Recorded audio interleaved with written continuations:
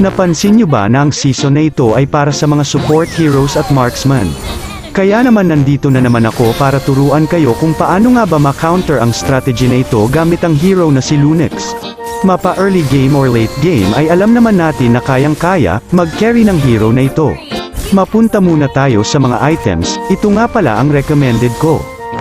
At para naman sa emblem ay Assassin Emblem, Rupture para sa additional penetration, Weapon Master na may dagdag 5% sa emblem, items at core talent at Impure Rage na may dagdag mana on hit at slight damage na rin.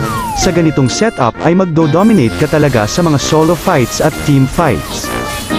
Sana ay may time ka para pindutin ang follow button para lagi kang updated sa mga tutorial videos na tiyak makaka-improve ng gameplay mo.